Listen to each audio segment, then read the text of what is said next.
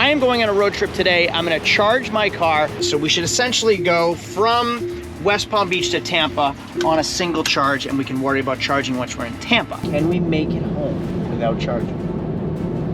I don't think we can. I don't think we can. We're gonna find out. I think electric cars are so stupid, but I keep buying them.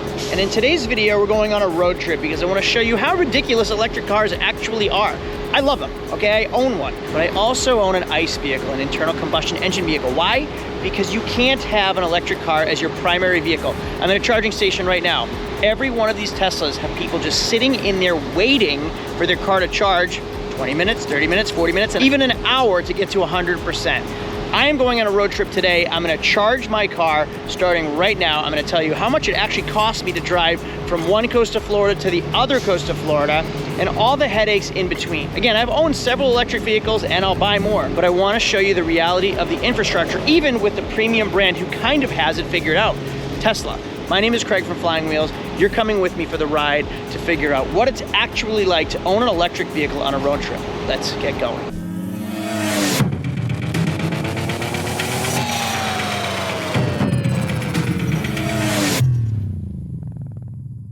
So let's start with just the price. This truck had a $106,000 price tag, an extra $40,000 for the Foundation Series, $106,000 for a car. Do you know what you could buy with $106,000? $50,000, $60,000, I understand. But at $100,000, this car doesn't even have autopilot yet. It doesn't even have cruise control yet because it's not functioning properly. They had a recall on it. So I'm driving from one side of the state to the other without cruise control, without autopilot. See all these cameras? Yeah, they show me what's on my sides because there's so many blind spots. Camera there, camera here, camera all over the car. But it's not yet smart enough to drive itself or even have cruise control, which my grandmother's car from the 80s had. Now, if you look inside this Model 3, someone's watching the Joe Rogan podcast. I'm making YouTube videos. I have some work that I can do. Here comes another Tesla coming in. There's another one right there, all of which are gonna be sitting here while each one of these cars fuel up and head out. Now I'm gonna start fresh at 80%. We don't wanna go to 100% because it takes way too long to charge to 100%. So anytime we charge, we're gonna get to 80% and move on. All right, we've already had our first inconvenience. You'll see everybody that was at the gas pumps, long gone. I actually haven't been here that long, 15 minutes, we're at 81%. So we're gonna start fresh at 81% today. We're gonna touch this right here. This will unlock the charger. I can pull out of here. The door's gonna close on its own.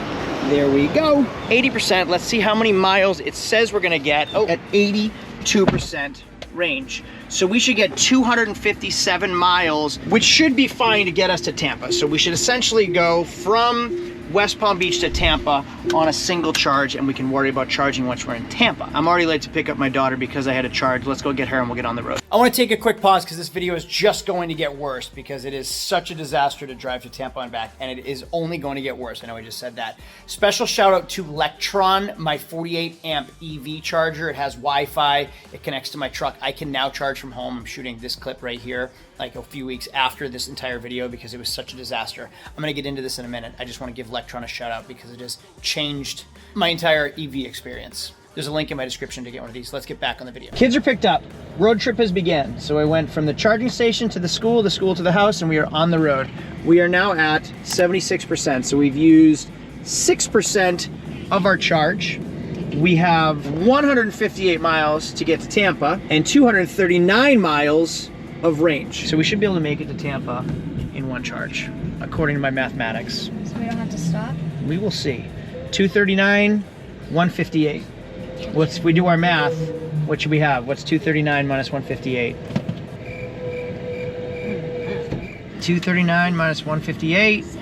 You were close. We should have 81 miles of range left when we get to the hotel. And if we're lucky, the hotel will have a charging station so we can charge it overnight and then don't have to think about it tomorrow. So the idea of this video is what a pain in the butt it is. But if the hotel has a charging station, opposite. It's very convenient and we don't pay for any fuel. Let's see, this video can take a turn. Positives and negatives, Kendall. So it's kind of neat. If you look, hopefully that kid is buckled up, right? Are you buckled up back there? You better be. He has a tablet. He gets to watch, play live YouTube videos, whatever, Netflix and everything back there. So he's entertained. But it takes away from the audio from my radio. So unless he has Bluetooth headphones, I have to listen to whatever he's listening to on YouTube, my podcasts, my music.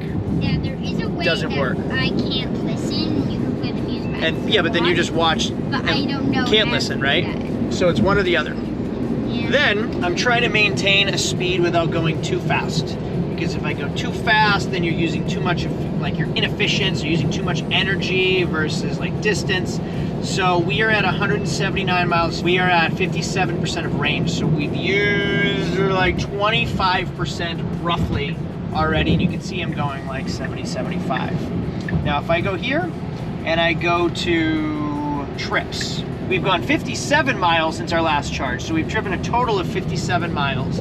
Now I think we were at 320 when we started this video. I think we were at 320. So we've used 142 miles in 58 miles since our charge. So you can see how it's skewed. Like we didn't go the equivalent of distance from how far it says we have to how far we've actually gone, which is really uncool. I don't like that. And I'm not speeding. Like I could be getting there faster with a gas car, but I don't want to burn up all of our juice in this car. So we just got a notification on our car that says stay below 70 miles an hour to reach destination. So originally we would have had 81 miles to get to our destination. We would have 81 miles left. Now we're already at 43% with 135 miles, but we still have 105 miles left. It says we're gonna be at 2% when we get to Tampa. And that is if we stay at 70 miles an hour. The speed limit is 80 miles an hour. So we have to go 10 miles an hour below the speed limit in order to reach our destination with 2%, when originally 90 miles ago, we would have had 81 miles left. So that's what it's like. We're gonna have to stop to charge. We can't make it from one side of the state to the other. Cool. So my mom was on the phone while I was shooting that last clip, and then I turned the camera off. Mom, you drive a hybrid Honda Accord. Tell me what you just said. I got gas for $27, filled it up with $27 in my 10-gallon tank, and I have driven 419 miles. I still have 157 miles to empty, and I'm getting 50 miles to the gallon. Wow. And just to look at what it costs to charge, so if I go, for me to go like 8%, I think this morning cost me $6. And then to go from 30% in a previous video to go to 30% to 100% cost me $38. So it's actually costing me more to charge this car than it is you to fill up your car in 10 minutes with fuel and go farther. It did not take me 10 minutes to fill my tank. Right, well it took me 15 minutes to go 8% today. Right. So really, really love electric vehicles. So practical. Go green, go green. No, thank you. Well, we're still on the East Coast. On the turnpike, we need to charge. We're at 35%. So stupid. It says, this is so dumb that we have to do this. We have to stop. We've been driving for how long, Kendall? What time was it? 3:30? Well, actually, we can see how long we've been driving for. We'll go to trips. It's 3:30 now. So We've been driving for 98 miles. We left at 1:30. No, we didn't leave at 1:30. 2:30. We left at 2:30, and we've been driving for 98 miles, and we need a charge because we won't make it to Tampa. And I also have to anticipate where the chargers are. We don't know where there's going to be a charger. So take them while you can get them.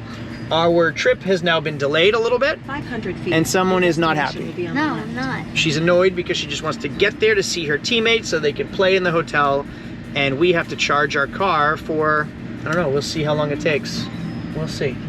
There's the charging station right there. So we're going to, there's Electrify Americas here for people that are non-Tesla, and there are Tesla chargers here for me. And I think, honestly, I think I'm getting the Tesla charger before the car behind me, the last one.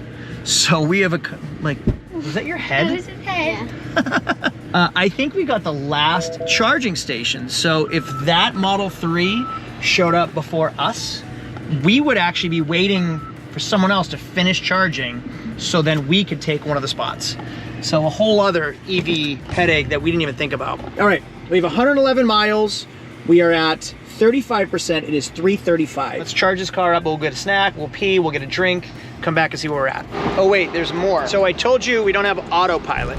Because we don't have autopilot, we don't have cruise control. Also, the same thing that does autopilot is backup sensors. We don't have backup sensors, so I use, and the rear view mirror, it's blind spots. You can't use the rear view mirror, but there's no depth. So I have to use the backup camera. This is how close I got without even noticing, because there's no backup sensors on my $106,000 car. It's so stupid. Look at how close I am.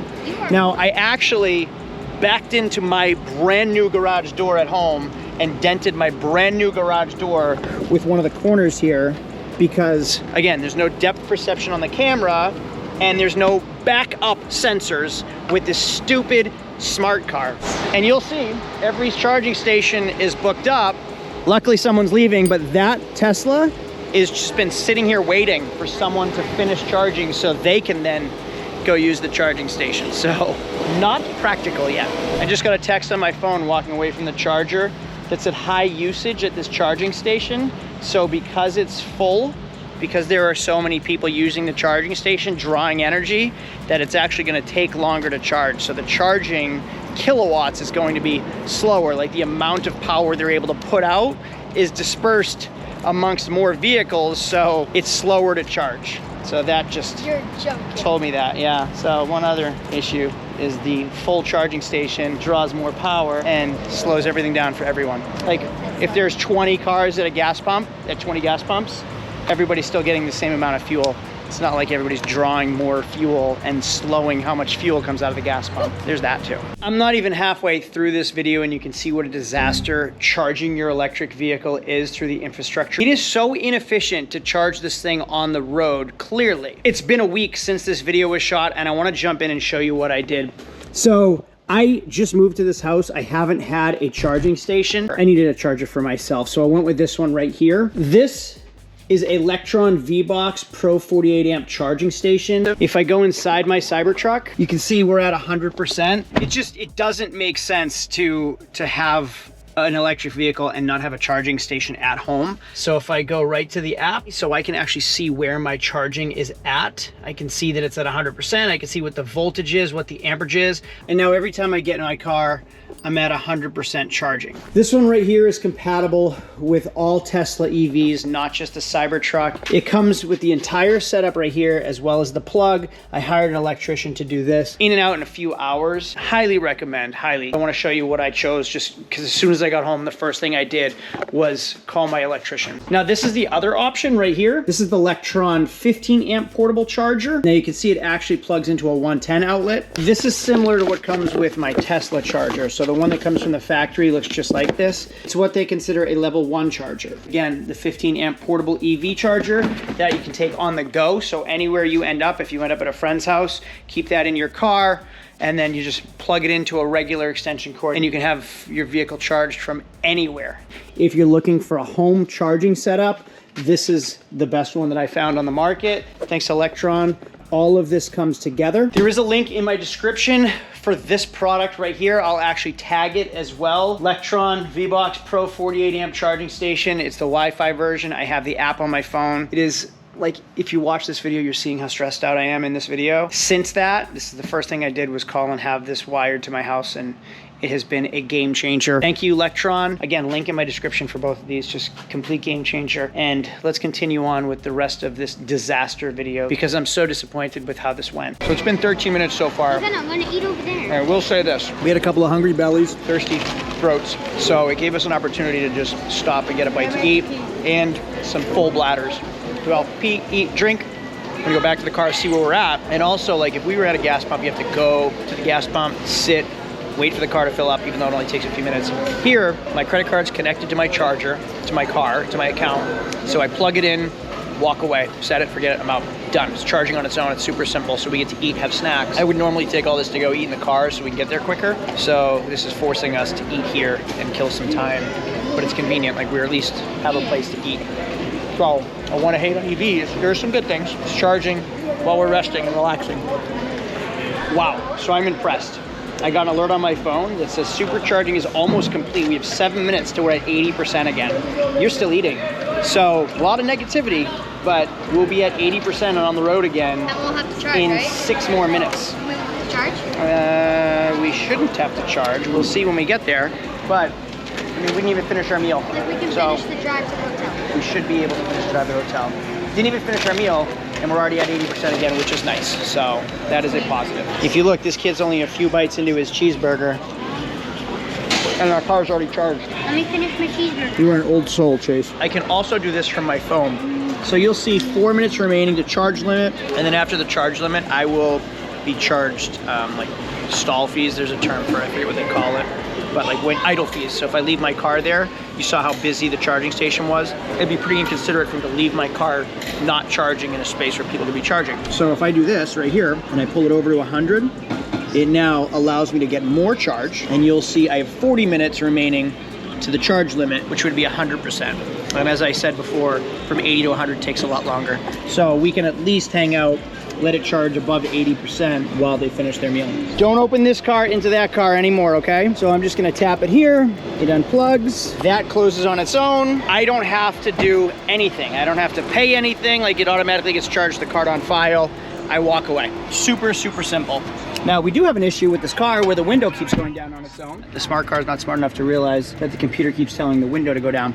All right, let's see where we were at. Oh, New Century Events. So we can actually see, it was recording around us while things were happening. So we can see like when people were around, it will give us events, and we can kind of, yeah, so somebody walked by my car here. We can see how close he was. So it records when things are happening around me. Yeah, you can delete it. So if we go here, oh, there we go.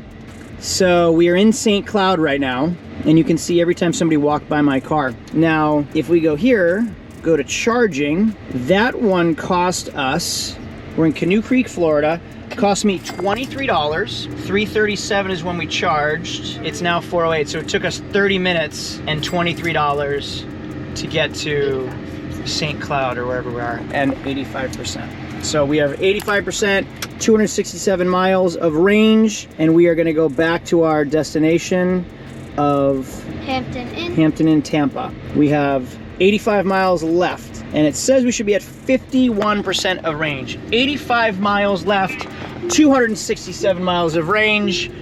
Math isn't adding up with EVs. I'm not even gonna attempt it. And while we're at it, there's another Cybertruck. We're no longer alone in the world of Cybertrucks. They're everywhere. 3 live in our neighborhood. 3 live in our neighborhood. So like that novelty is gone.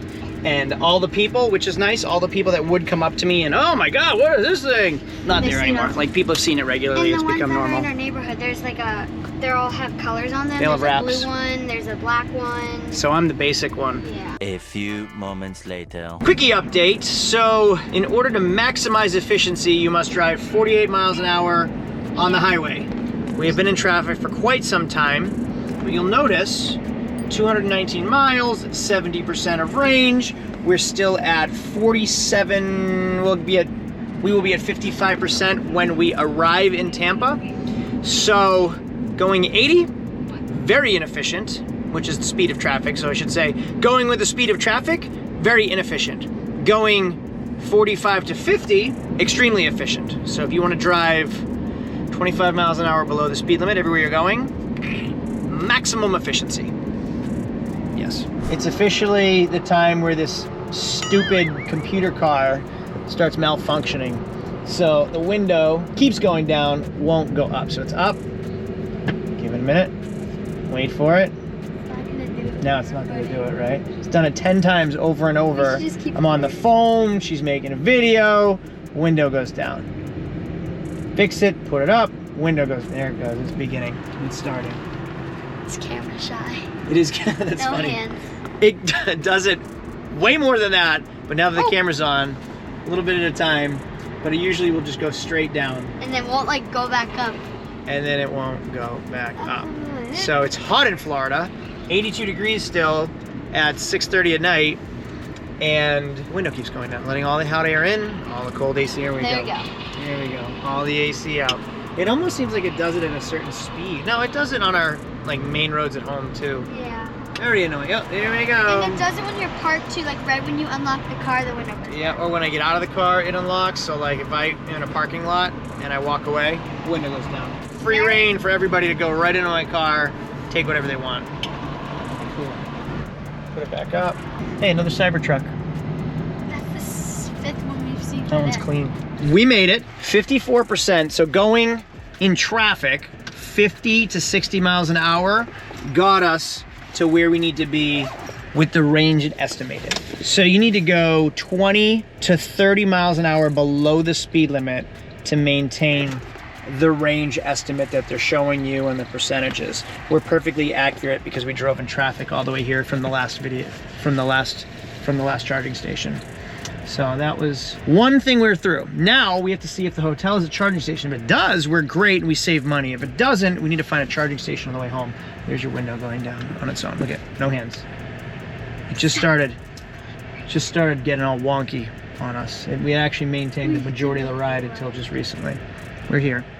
It's only 50% of the trip. We still have to get ourselves home. Cool. Stupid computer car. Not rolling up. Stupid computer car. I rolled up the window, locked the car, went in, checked into the hotel, came back, windows wide open in a parking lot. Like, luckily it's a hotel parking lot, not too much to worry about. But what about when it's in a mall parking lot, or a Walmart parking lot, or a grocery store? People just, whatever, take what you want. It's all yours. Go ahead and take it. Now, I am in luck, kind of, because there is a charging station, one here, Tesla only charging station. The problem is we have 2 plus me is 3 Teslas. So that Model 3 is charging. I have to hope that that person is considerate enough to not leave his car there all night, because Tesla people tend to only think about themselves. They'll leave their car there all night and idle, even if they're fully charged, not thinking about other people and how it could potentially inconvenience 2 other Teslas. I'm gonna hope that that person realizes that there are other Teslas here and they can't be charging their car for an entire weekend when others need to charge as well. Or I have to time it that he leaves and I jump in on that spot. I think I just came up with another issue. So something that could potentially be an issue, you'll notice that I backed into the spot while I had to turn the car around because my charger is on this side, but I can't back it in over here because it would be on the wrong side. So I have to hope that this cable is long enough, which it looks like it should be long enough. Now, something strange about this, a lot of electricity running through those cords right there, right? Lots. The cord is sitting in a puddle. Yep, it's insulated, it's wrapped, we should be fine. Then you get to the charging port, exposed wiring right there that's duct taped, and water. So exposed wiring, water, exposed wiring, rain, water. A lot of just weird things. But at least my hotel has it. Eventually I'll get it to my car. So we should be okay. Free charging. 2 hours later. Okay, so I want to give you an update. It is 8 o'clock. The original Tesla already left, so I was able to grab their charger. I have 4 hours and 50 minutes remaining of time. So it is 9 o'clock now. Add 5 hours. 10, 11, 12, 1, 2 a.m. I think I'm good. I don't have to wake up at 2 a.m. to move my car. I think I can leave it till the morning, move so someone else can have it, and we should be at 100% tomorrow morning. We're staying 2 nights, so if I use this all day tomorrow, I can come back, charge. So essentially, I should be leaving this hotel to head back to the East Coast on 100% charge for free twice, I think, thanks to the hotel. And I get to charge my camera while I'm sleeping, too. The next day. 7 a.m. the next morning, stick your arm in. So how long was the window down for last night? We're at 314 miles of range, 100% charge. Now, I know I said I was only gonna go to 80, but when it's free charging and it's gonna sit all night, might as well go to 100%. Now, you'll see there's a Tesla here and a Tesla there, which means I took this charging station all night long so these people couldn't charge. If it was me in either of these spots, I would be frustrated because there's only one charger. Now, when I came out here at 11 o'clock last night, I still had a lot of charging to go, and it wouldn't have made sense to come out at 2 or 3 a.m. to pull off the charging station because I don't think that anybody else would have come out to use it at that hour. Now it's early, they can use it for the day. But really, first come, first serve, like the first person would have got it. If it wasn't me, it would have been them and they would have used it all night long. But we are at 100% charge for free. So far we're in Tampa on $23 and free charging at the hotel. So we stopped quickly at a gas station. Wait, what? Stopped at a gas station? I just thought this was funny and ironic to park my Cybertruck at a gas station. No, we wanted to stop at the taco bus in Tampa. So we stopped at the taco bus, grabbed some churros and tacos, and the owner of the taco bus is from Palestine. The owner of the gas station is from Israel. Thought that was kind of interesting. So we were talking about Palestine and Israel and the Cybertruck, and I'm like, oh yeah, I sometimes import or export cars over to the UAE or Dubai, And he's like, oh, you can't send these Cybertrucks to Israel. Really? Why? That's interesting. Why? You can't send them over to the Middle East because they're armored. It's an armored car. And only government officials can have armored cars. And the Cybertruck is armored, so they're not allowed over in the Middle East, which I think makes sense. You tell me, I don't know. But a lot of like mobsters or gangsters or whatever want armored vehicles, and only government officials can have armored vehicles. So fun fact, we just learned. Back at the hotel, other Tesla is taking advantage. So something else you don't anticipate as an EV owner is that non-EV owners just don't consider you. They don't even think of you.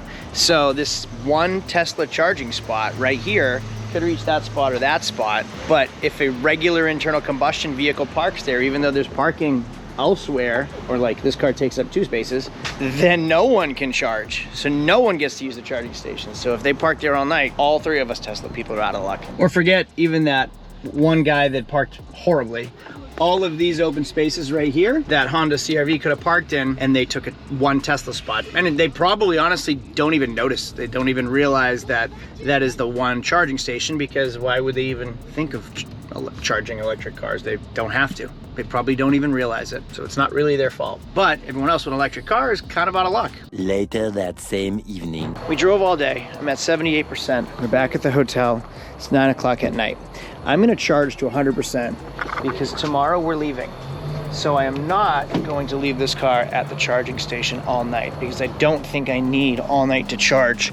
So we're plugged in. Let's pause my videos. Calculating right now, 78%. We're gonna charge to 100%. Looks like it's going to take 3 hours. So it's 9, 10, 11, 12. I'll probably still be up around midnight, so I'll come down and I'll move my car and unplug so someone else can have the charging station. And we should be at 100% tomorrow to make our way back to the East Coast without having to charge. And we're gonna figure out how much the whole entire trip costs as well. We'll charge it back up to 80% when we arrive back on the East Coast. So fast forward, it's 10:30. I'm going to bed. I'm wiped out, and I don't want to leave this here all night and be inconsiderate to any other Tesla person that might come back and need this. Maybe they do, maybe they don't. I'm at 91%. I have 287 miles left. I'm gonna pull this truck out just in case another Tesla car comes. I need 9%. It's not fair if somebody else needs to charge all night. So we're gonna move just in case. So until tomorrow. The next morning. Well, it's the next morning. 275 miles, 87% of range. We're in Tampa. We're going to a soccer game and then heading home. Can we make it home without charging? I don't think we can. I don't think we can. We're gonna find out. As well as any other hiccups along the way today. Do you want to tell the world how you did? No. 0-2, but the only one to score. So you get that going for you. We're on our way back home. 85% range right now. 2 hours, 10 minutes remaining till full charge. So forget that, 2 hours, 10 minutes. We're at 85% and we're at 267 miles. Now our address is 134 miles from here. So if we type it in, 134 miles, calculating, 2 hours, 40 minutes away, 159 miles away. So we should have 108 miles of range left when we get home. I feel like that's not gonna happen. We should have 108 miles left when we get home. So we should get home and have no problems, according to the calculations. I also just realized that I almost took off with the charging cord in. Plugged it in when we got back from the game just to get a little extra juice while we packed our bags. So something else you have to consider. Don't drive away while your car is being charged. Well, you'll see up ahead, we are about, what, an hour and a half, 2 hours into our commute? No, we're way more than that. Are we more than that? 2 hours. 2 hours? 30. You will see the charging station that we had to charge at in our car last time. According to our mileage, we're gonna be okay. If I type in navigation, we will be at 54 miles left. Wait, or do we have 54 miles? I don't know.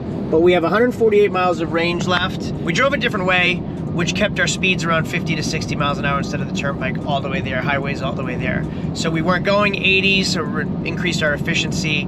So it seems like if you're driving 50, 60, you're gonna be fine. If you're going with traffic, the speed of traffic, like if you notice we're getting passed right now, you won't make it. It's inefficient. Can't do it. So this next scene is to be just a little fair for my children. We just passed the supercharger one exit before my house. Technically, I should have stopped at that supercharger, 250 kilowatts, 38 cents per kilowatt. It's a supercharger, so fast charging station. We are at 31%, 96 miles left, and we're almost home. I'm gonna drop them off and I'm gonna go to the charging station up the road so they don't have to wait in my car for God knows who long. That'll be the last clip. I'm gonna drop them off. I'm gonna go charge to see what it takes to from like 25 or 30% back up to 80, see how much it costs us. End of video. Kids are dropped off. Charging stations across the street. I wanna show you, unrelated to electric vehicles, but very related to this Cybertruck. It is like driving a brick. So it's love bug season in Florida. These bugs are mating. You can see they're all like 2 at a time.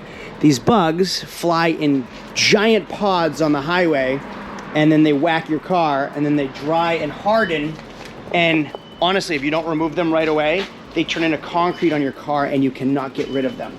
So they're all at my windshield because it's a giant windshield. They're all at my hood because it's a giant hood.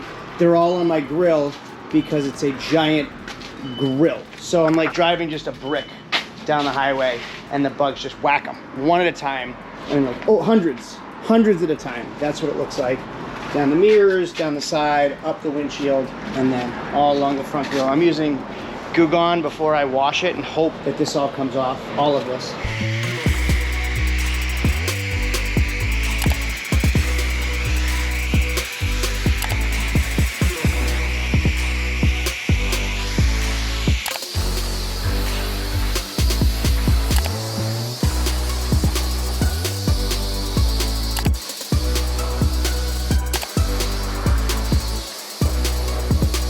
So I was just power washing the Cybertruck, right? Just washing it. Didn't do anything besides just spray water.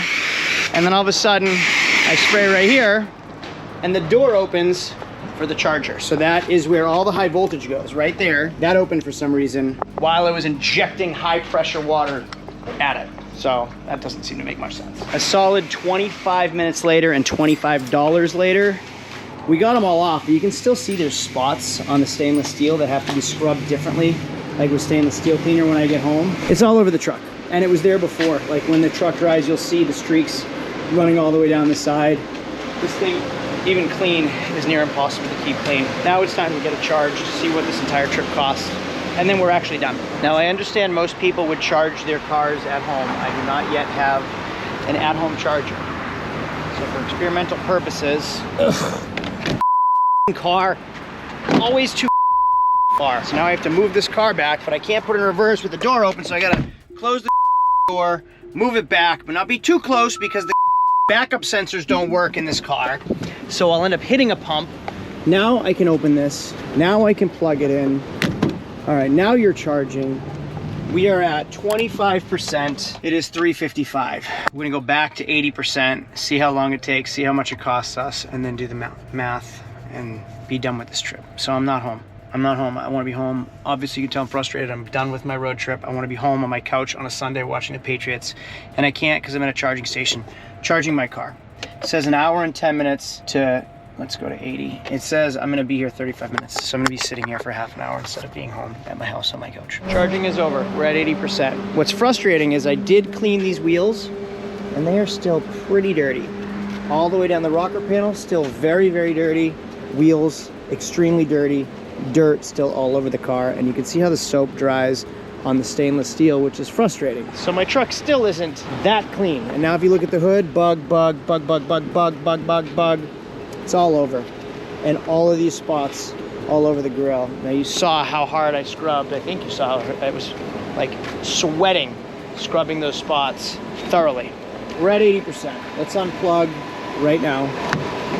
We'll see, it took us exactly 30 minutes. So far for our experiment, it took an additional hour out of our time, plus my driving to the charging station. So say 45 minutes additional to have an electric car. We're at 83%. It is 4:29, so almost exactly an hour. This one cost me $27. So it was $23 and it was $27. That would be a grand total of exactly $50 to get us to Tampa and back, which would have cost me more. Now, if I type in the Hampton Inn that we stayed at in Tampa, it's 138 miles away. So if I do the math, 138 miles divided by, let's say, an average of 20 miles per gallon, if we took my wife's Escalade, it would take me 6.9 gallons of fuel. Now, the Hampton Inn we stayed at in Tampa is 138 miles away. So let's say 138 miles there times 2 is 276, plus add another 25 miles for random driving is 301. So we drove an average of 301 miles all the way to Tampa and back. Now, had I taken my wife's Escalade at 20 miles per gallon, that means I would have used roughly 15 gallons of gas. Now, you can see this Wawa fuel is $3 per gallon. So we'll do 15 times 3 is, I hope that's not true, $45. Would have cost me $45 to get to Tampa and back. I really hope that's not true, because it cost me $50 in my electric vehicle and I charged it overnight. Please tell me my math is wrong. I'm gonna do this again. I updated the route. It's 160 miles away. So 160 miles times 2, there and back. Now I'm gonna give it an average of a 10% buffer, so times 1.1 is 352 miles total. That's about the trip that we took. 352 miles divided by 20 miles per gallon is what we average in her car, is 17.6 gallons of gas. Times 3 is 5280. So math, doing it twice, was exactly the same as taking my electric car. And I charged twice, half an hour each time, and I charged to 100% for free at the hotel. So if the hotel didn't have free charging, it would have actually cost me more to take my electric vehicle to Tampa and back, plus an hour of my time. That's, wow. I'm gonna end it right there. There you go. You saw everything I went through. You saw how much it was on my mind, how often I had to move the car from the charger, how I had to consider other people, how some of the charging stations were full, how I had to stop off the highway, how I had to be more efficient, drive slower, not with the flow of traffic, all to spend more money to have an electric vehicle. Wow. The only way this works is if you charge from home. That's amazing. All right, well, it doesn't look good for the EV world. I hope this video was informative, helpful. If it was, thumbs ups are appreciated. If you're an EV lover, tell me what I did wrong. If you're an EV hater, tell me why you hate them so much. I think I just made the video to prove you right. Thanks for watching. I'll see you all later. Oh, by the way, this truck was $106,000. So it cost me $106,000 to go green to get the same cost to drive from one side of the state to the other and back.